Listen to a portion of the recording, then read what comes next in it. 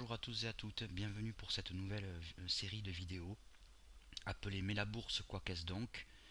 Vous l'aurez compris, le concept c'est la bourse pour les nuls. C'est un projet qui me tenait à cœur depuis longtemps. Alors je me suis lancé sur la base d'une trame que j'ai en tête, mais j'espère rebondir le plus possible pour faire quelque chose le plus complet possible par épisode de 10 minutes environ que je diffuserai selon mes disponibilités. Ceci étant une vidéo d'introduction et d'explication aux objectifs, au pourquoi, au comment de cette série de vidéos. Voici une liste non exhaustive de quelques sujets que nous allons aborder. Le fil rouge de cette vidéo étant de prendre les idées reçues, les phrases récurrentes que j'entends de part et d'autre à travers plusieurs conversations que j'ai au quotidien et de rebondir dessus afin d'intéresser le maximum de gens à ça et en tout cas d'informer. Alors on va regarder un petit peu qu'est-ce qui émeut la bourse, quels sont les facteurs de hausse et de baisse et nous verrons que les choses ne sont pas toujours très très claires. Qu'est-ce qu'un krach? Est-ce qu'on peut l'anticiper?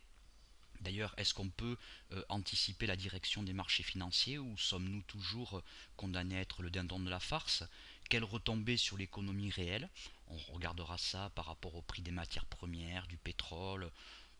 Évidemment, on sera léger, on n'ira pas vraiment au fond du problème, qui est un problème très très vaste, mais néanmoins, on abordera le sujet. Les avantages, les inconvénients, les implications d'être coté en bourse, la responsabilité des marchés financiers dans les différentes crises qu'on a subies et qu'on va subir. Qu'est-ce qu'un trader? A-t-il le pouvoir de couler le système par un simple clic? Pourquoi la bourse fait-elle la pluie et le beau temps? Qui est la bourse d'ailleurs? Qui la régule? Quels en sont les acteurs? Qui est derrière la fameuse spéculation dont tout le monde entend parler? Quel est son rôle d'ailleurs dans cette bourse? Les objectifs étant dans un premier temps de partager une passion, un métier, mais d'abord une passion parce que c'est quelque chose, la bourse, l'analyse technique, qui m'a apporté beaucoup, un autre regard sur l'économie, sur le monde, sur moi, informé, parce que évidemment nous sommes dans un monde un peu parallèle et donc très peu de gens en comprennent les rouages. Démystifié, c'est un monde auquel on prête trop d'adjectifs totalement ésotériques sans même le connaître. Et donc on va essayer un petit peu de le ramener à un niveau strictement humain avec des explications simples. Et pour finir, poser des questions parce que évidemment j'ai des limites de formation et d'information, comme beaucoup de gens. Je ne prétends pas tout savoir. Et même les sujets que je creuse beaucoup, j'ai beaucoup de questions en suspens. Il reste d'ailleurs beaucoup de questions sur la bourse à élucider d'une manière générale, on le verra plus tard. Ces questions participent au côté aléatoire, dangereux, indéniablement de la bourse, mais favorisent aussi tous les fantasmes et toutes les théories. Il faut savoir par exemple que certains peuvent investir en bourse selon les cycles de la Lune ou la météorologie, peu importe. Je ne suis pas là pour condamner un mode d'analyse ou pas, mais pour poser des questions sur le fonctionnement de la bourse. Mais d'abord, les objectifs étant posés, pourquoi cette série de vidéos? Eh bien parce que 7 ans de marché, des centaines de conversations et un constat, c'est que les phrases que j'entends sont récurrentes et on pourrait quasiment faire une liste exhaustive des réponses que j'ai quand je pose des questions aux gens sur la bourse.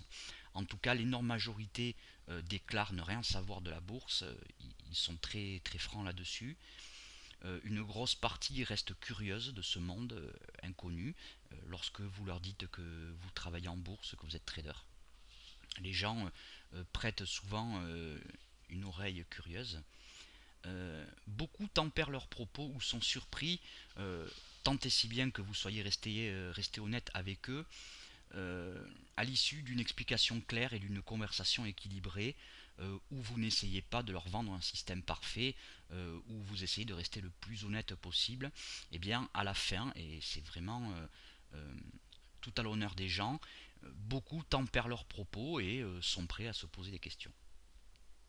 Ensuite, il y a autre chose qui me saisit, et c'est assez français. Souvent déclaré en catimini, alors ça peut être par mail ou à l'issue d'une conversation où la personne a entendu que vous étiez trader. Elle va venir et vous dire discrètement que ben, j'ai quelques actions, ou j'en ai eu, j'ai fait un peu d'argent, ou au contraire j'en ai perdu beaucoup. Euh, c'est assez révélateur d'une omerta qu'il y a en France sur les marchés financiers, et très paradoxal, je tiens à le souligner quand même, avec le fait qu'on est le pays d'Europe, je crois, le plus gros épargnant, mais que néanmoins, pour l'instant encore, cela reste caca, pardonnez-moi l'expression, d'avoir des actions dans son système d'épargne. Or, un système d'épargne, d'un point de vue théorique, on ne peut pas mettre ses œufs dans le même panier. Donc déjà d'un point de vue purement technique, ce n'est pas un non-sens d'aller voir ailleurs que d'acheter de la pierre ou autre chose. L'énorme majorité des gens tiennent pour unique responsable la bourse des différentes crises financières. On va voir que les choses ne sont pas si claires que ça. Elle a un rôle indéniable dans ces crises, mais moi-même, je me pose des questions sur pas mal de choses, et donc on va essayer de survoler de plus ou moins près ce sujet, sans s'attirer les foudres de la polémique ou des commentaires outrageux. Je m'en remets à votre responsabilité. Beaucoup pensent que c'est un monde opaque, inutile à notre économie, et en tout cas inutile pour eux. Ça, c'est un constat. Lorsque vous parlez, ils vous disent non seulement qu'ils n'y connaissent rien, mais qu'ils ne se sentent pas concernés. Et c'est juste une fois que vous avez ouvert la porte, et bien que effectivement vous avez très souvent une oreille attentive. Le dernier constat, il est presque technique, hein, c'est comprendre cet univers pour la plupart des gens est très compliqué, et on s'en aperçoit lorsque les gens rentrent en formation, et donc qu'il y a une réelle envie de comprendre. Beaucoup de gens ont des problèmes parce que, en tout cas moi dans ma discipline, on fait appel à des schémas de pensée qui sont effectivement, si ce n'est opposés, en tout cas différents de ce qu'on peut pratiquer dans des métiers de tous les jours ou dans des activités de tous les jours. Alors l'exemple caractéristique, c'est lorsqu'on attaque le sujet de la vente à découvert. On en parlera plus tard pour ceux qui ne connaissent pas ça. Beaucoup de gens ont du mal avec ce concept-là. Ce n'est pas une critique, bien loin de là. Il y a beaucoup de choses que moi-même je ne comprends pas dans d'autres domaines que le mien. En tout cas, et c'est aussi une motivation pour cette vidéo, vous l'aurez compris, chacun y va de son opinion, mais ce qu'il faut bien comprendre, c'est que même au sein des professionnels, il existe des divergences d'opinion, des divergences de théories, de méthodes d'analyse, de méthodes d'investissement, de gestion du capital. Et une des grosses conclusions de tout ça, c'est que personne ne sait tout sur la bourse, et je vais, entre guillemets, citer plus ou moins la phrase de Jesse Livermore, qui est ni plus ni moins que le plus grand spéculateur de tous les temps, hein, qui est mort il y a déjà un certain temps, qui disait ceci dans son livre à peu près: les marchés financiers sont mus par une force que l'on ne peut pas identifier, et qu'il est contre-productif de vouloir identifier, en tout cas lorsqu'on doit rentrer en position ou prendre une décision. Il a tout à fait raison. De là à aller dire que c'est une force invisible, pourquoi pas, mais euh, il est des moments où effectivement on se pose la question de savoir sur quels critères tel titre ou tel indice baisse ou monte.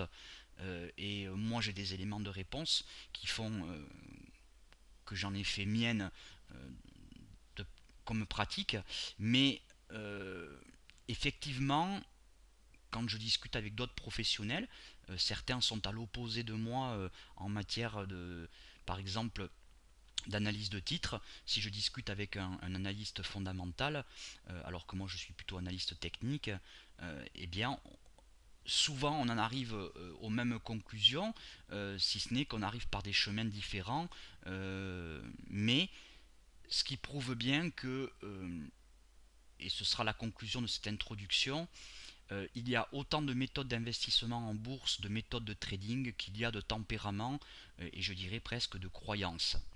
Voilà. Donc, j'arrêterai pour cette vidéo pour l'introduction, puisque la prochaine va être diffusée dans quelques heures, hein, c'est juste pour les séparer pour pas que ce soit trop long. Nous allons commencer par le début, c'est-à-dire qu'est-ce qu'une action, quelles sont ses implications, quelle est sa vie sur les marchés financiers, qu'est-ce qu'elle donne comme droit et comme devoir aux différents acteurs des marchés financiers. Voilà, j'espère que ça aide. En tout cas, je vous remercie de votre écoute et je vous dis à bientôt.